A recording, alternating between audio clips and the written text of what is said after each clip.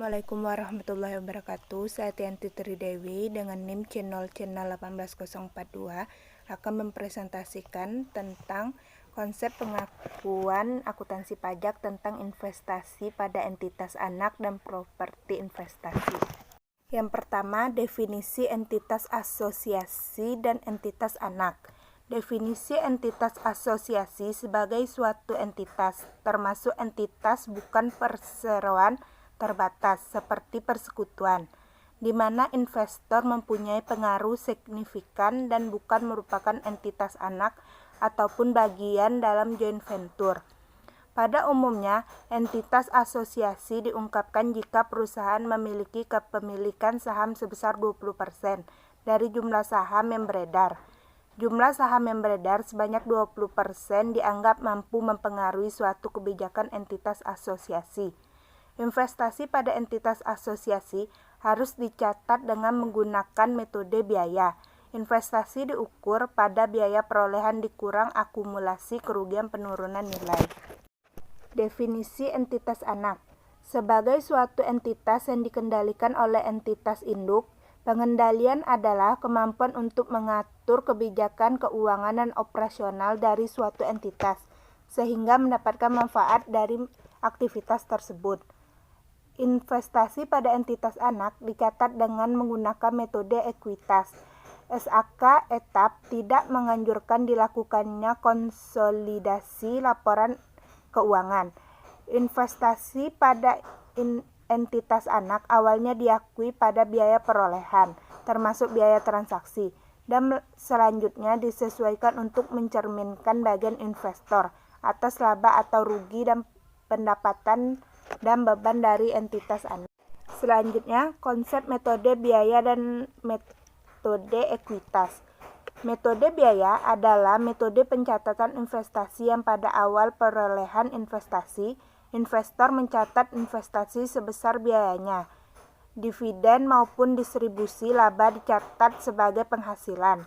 Namun, apabila dividen yang diterima melebihi bagian investor atas laba, dipandang sebagai pemulihan investasi dan dicatat sebagai pengurung investasi sesuai dengan penyatatan standar akuntansi keuangan atau PSAK nomor 13 tentang akuntansi untuk investasi. Yang memiliki saham berhak suara pada perusahaan lain baik secara langsung maupun secara tidak langsung dengan kepemilikan kurang dari 20%. Metode ekuitas. Metode ekuitas adalah metode pencatatan investasi yang pada awal perolehan investor mencatat investasi sebesar biayanya. Dividen maupun distribusi laba dicatat sebagai pengurung akun investasi. Nilai investasi ditambah atau dikurang dengan bagian laba atau rugi investor pada perusahaan asosiasi. Setelah tanggal perolehan, untuk investasi dalam perusahaan asosiasi diatur dalam PSAK nomor 15 tentang akuntansi untuk investasi dalam perusahaan asosiasi.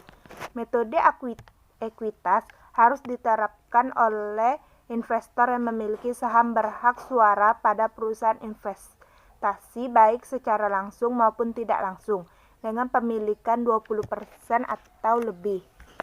Baiklah, yang selanjutnya ruang lingkup properti investasi. Properti investasi adalah properti seperti tanah atau bangunan atau bagian dari suatu bangunan atau kedua-duanya yang dikuasai oleh pemilik atau lesi sebagai sewa pembiayaan untuk menghasilkan rental atau untuk kenaikan nilai atau keduanya, dan tidak untuk digunakan dalam produksi untuk penyediaan barang atau jasa atau untuk tujuan administratif. Dijual dalam kegiatan usaha sehari-hari. Untuk dapat mengklarifikasikan suatu properti sebagai properti investasi harus memenuhi kedua kriteria berikut, yaitu tujuan penggunaan, yaitu rental atau kenaikan nilai, dan jenis kepemilikan, dimiliki sendiri atau melalui sewa pembiayaan. Contoh dari properti investasi adalah tanah yang dikuasai dalam jangka panjang untuk kenaikan nilai dan bukan untuk dijual jangka pendek. dalam kegiatan usaha sehari-hari. Tanah yang dikuasai saat ini, penggunaannya di masa depan belum ditentukan. Jika entitas belum menentukan penggunaan tanah sebagai properti yang digunakan sendiri atau akan dijual jangka pendek dalam kegiatan usaha sehari-hari, maka tanah tersebut diakui sebagai tanah yang dimiliki dalam rangka kenaikan nilai. Bangunan yang dimiliki oleh entitas atau dikuasai oleh entitas melalui sewa pembiayaan dan disewakan kepada pihak lain melalui satu atau lebih sewa operasi. Bangunan yang belum terpakai tetapi tersedia untuk disewakan kepada pihak lain melalui suatu atau lebih sewa operasi properti dalam proses pembangunan dan pengembangan yang di masa depan digunakan sebagai properti investasi. Pengakuannya yaitu properti investasi diakui sebagai aset jika dan hanya jika besar kemungkinan manfaat ekonomik masa depan yang terkait dengan properti investasi akan mengalir ke entitas dan biaya perolehan seperti investasi dapat diukur secara andal. Pengukurannya, properti investasi pada awalnya diukur sebagai biaya perolehan, biaya transaksi termasuk dalam pengukuran awal tersebut.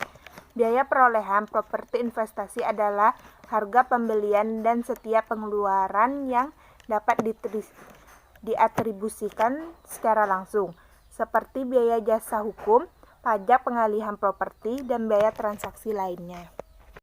Baiklah, itulah penjelasan dari saya tentang konsep pengakuan akuntansi pajak tentang investasi pada entitas anak dan properti investasi. Jika ada kesalahan atau kurang jelas, saya memohon maaf. Assalamualaikum warahmatullahi wabarakatuh.